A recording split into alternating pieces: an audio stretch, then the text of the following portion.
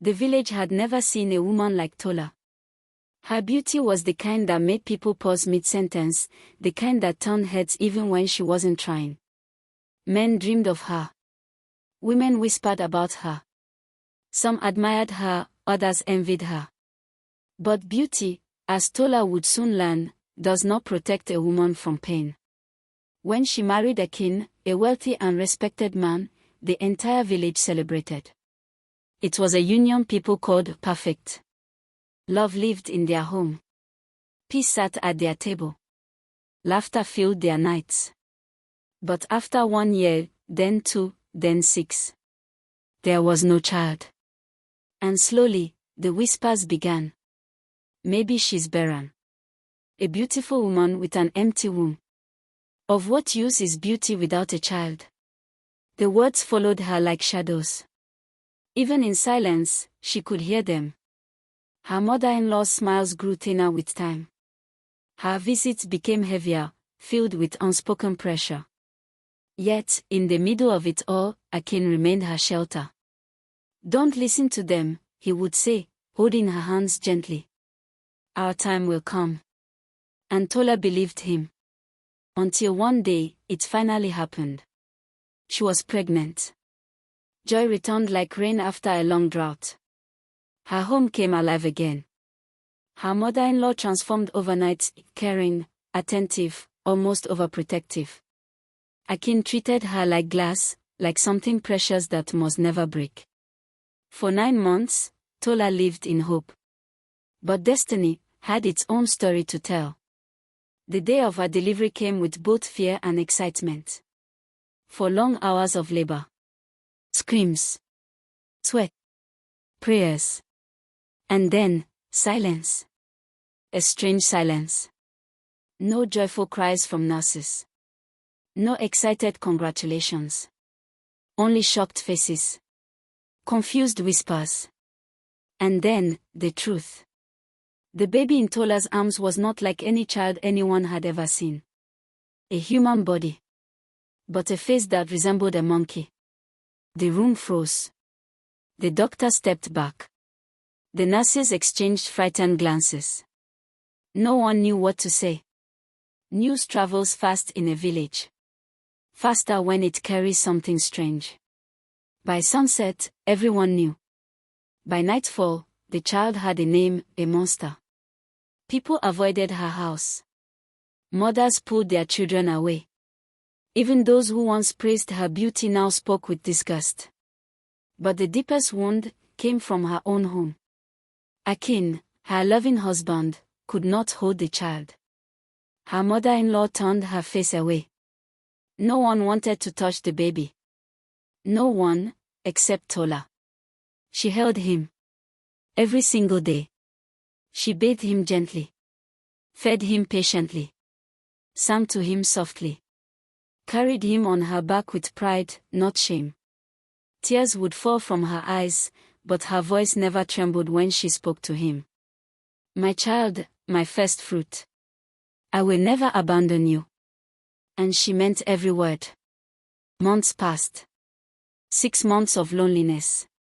6 months of rejection. 6 months of a mother fighting the world alone. Tola refused to give up. She began a journey, moving from one herbalist to another, searching for answers. But hope is often expensive. And desperation makes people easy targets. They took her money. They gave her lies. Still, she kept going. Until one day, she heard of a powerful herbalist in a neighboring village. And this time, the answer came. The problem did not start with you, the herbalist said. It began with your mother. Tola listened, her heart pounding. Years ago, her mother had mocked a woman with an unusual child. Cruel words were spoken. And pain had answered with a curse. Every child from your bloodline will carry what you mocked. But since her mother could no longer bear children, the curse had fallen on Tola's child. There was only one solution. Find the woman, and beg her to lift the curse. So Tola searched. For days. For weeks. For over a month. Until she found the truth. The woman was dead. 5 years gone. Tola returned, broken. But the herbalist had another path. A harder one. Carry your child, and dance through 7 different markets, for 7 days. Tola's heart shattered. How could she do it? How could she face the same people who mocked her?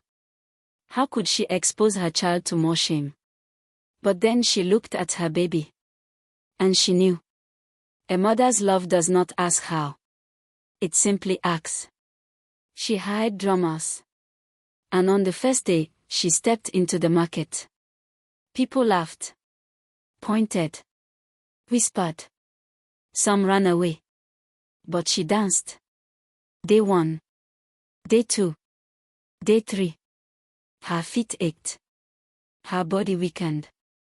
Her tears mixed with sweat. Still, she danced. Day 4. Day 5. Day 6. Her voice broke as she prayed. Ancestors, hear me. Take away this burden from my child. On the 7th day, she gave everything she had left. She danced like a woman with nothing to lose. Because she truly had nothing left, except hope. That night, the village slept. But Tola woke suddenly. Something felt different. She turned to her baby. And froze. Gone was the strange face. Gone was the fear. In her arms lay a beautiful, perfect child. She screamed. Not in fear. But in joy. Morning came with another wave of rumors. But this time, they were different. Tola's child is beautiful. A miracle has happened. The curse is broken. The same people who once ran away, now came closer. The same mouths that mocked her, now praised her. And Akin. He returned with tears in his eyes. Forgiveness in his voice. I failed you, he said. Please forgive me. Our mother-in-law followed. Ashamed. Regretful. Forgive me, daughter. Tola looked at them. Then at her child. And in that moment, she understood something powerful. Pain may break you. But love can rebuild you. Because in the end, it was not beauty that defined Tola. Not wealth. Not acceptance. It was her courage. Her endurance. Her love. A love so strong. It changed the curse into a miracle.